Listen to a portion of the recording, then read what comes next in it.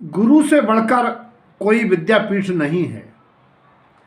यदि आप आत्मा के निर्मल आकाश में उस दुज कहिए पक्षी के समान आनंद में विचरण करना चाहते हैं तो आपको द्विज होना पड़ेगा। एक जन्म तो माता पिता देते हैं और द्विज बनने के लिए दूसरा जन्म गुरु देता है। हमारे गुरुदेव ने स्वयं लिखा है, जो बिन सुने सयानो होए तो गुरु सेवा करे न कोई। हीरे में चमक होती है, हीरा बहुमूल्य होता है, लेकिन जौहरी के तराशे बिना वह अपने मूल्य को प्राप्त नहीं होता है। और गुरु की उपमा शब्दों से अवक्तव्य है, माली के समान होता है गुरु। किस समय किस पौधे को किस प्रकार का सिंचन आश्रय की आवश्यकता है, गुरु उसी अनुसार उस पौधे को पोषित करता है। कुम्हार गड़ गड़ के खोट निकालता है, उसी प्रकार से गुरु इस खदान से निकले हीरे को तराशने के समान द्विज बनाता है, उसको अपना बोध प्रदान करके। कौन सा गुरु? निर्लोभी गुरुतार। गुरु वह होता है जो गुप्त रहस्य को बताता है।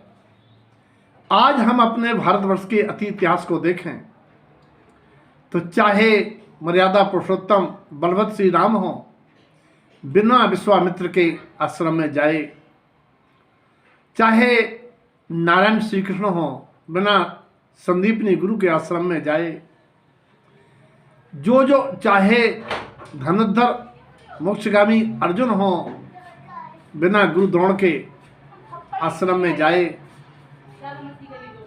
कल्याण के मार्ग को लोग निर्माण नहीं कर पाते, कल्याण मार्ग पर नहीं चल पाते। विश्वामित्र का मतलब है जो विश्व के सभी जीवों में मित्रता का भाव दिखाए, और राम का मतलब है जो आत्मा में रमाए, आत्मा में रमता है, ऐसा राम होता है। कहने का तात्पर्य है कि आज हमारे यहाँ आश्रम व्यवस्था नहीं है, लेकिन आज हर गांव नगर में पाठशालाएं हो जाएं और हमारी नारी शक्ति महिला शक्ति ठान ले तो गांव-गांव में अपने बच्चों को बुला के शुरू करे, दूसरे बच्चों को बुला के नवीन संस्कार दे। और हम तो कहते हैं प्रारंभ में कम से कम 8 साल के बच्चों तक जिस धर्म की चर्चा के पहले मात्र जैन धर्म की कहानियों के आधार पर उनके अंदर आर्द्रता, धर्म का अंकुरण, उन कहानियों से पुण्य पाप का निर्णय, उन कहानियों से सदाचारमय जीवन और उन कहानियों से समाज की संस्कृति आदि का बोध देना पाठशाला में सबसे पहले एक कर्तव्य है। उसके बाद द्रव्य तत्व पदार्थ आदि बताना, पुण्य पाप बताना आप तो कहानियों के माध्यम से बताते जाइए। बाल इतने कोमल होते हैं, कहानियों से जल्दी सबक लेंगे। उनको बताना चाहिए कि दया क्या है, धर्म क्या है। वास्तव में बच्चों को वृद्धों की, माता पिता की दीन दुखी सेवा करने का सबक और अपने जीवन में किस प्रकार से प्राणी दया और उसके क्या फल और विकारों का क्या हानियां, ये संस्कार यदि दिए जाते हैं तो आज जो मानव समाज कराह रही है भारतवर्ष की, जो आज कहना पड़ रहा है वृद्धों की धड़कन, बुजुर्गों की धड़कन और आज की जनरेशन, भैया आज मैंने ये सुना है एक महिला दूसरी महिला से कह रही थी, तो उस महिला ने कहा तुमने अपने बच्चों के फॉर्म भरा दिए, अपने बच्चों के फॉर्म भरा दिए, गूगल पर डरे फॉर्म में कल हाओ हमारी का सुने उनकी तक नहीं सुनत। वे मोड़ा सुन में तज्जा नैया, वे मोड़ी सुन में तज्जा नैया। उनके दिमाग इतने आसमान पे हैं कि हम कछु कहते हैं कि वो मोड़ा अच्छो है, वह मोड़ी अच्छी है, तो मोड़ा तो कछु नहीं कह रहा, तो वह मोड़ी कह रही थी हाउ हमें तो मेट्रो सिटी में जाने, हम थोप थोप खुआए ने, हमें तो ऐसी जगह जाना जहाँ अकेले लड़का होवे और बाप मताई ना हो तो और अच्छो है, और होवे तो घरे बने रहे। हम तो दो आदमी आराम से बनो बनाओ मंगा ले कर आराम में रहो कर, हमारे बस की नहीं है रोटी रोटी बनावो, और तुमने सिखाई कब है रोटी बनावो हमें, ये मोड़ ये सुकन लगी भैया। इसीलिए आज जो फल पक गए हैं उन फलों को तो अब जैसा भी है, लेकिन आज भी यदि आज भारतीय समाज चेत जाती है तो आज से 20 साल बाद उज्जवल भारत का निर्माण होगा, उज्जवल समाज का निर्माण होगा।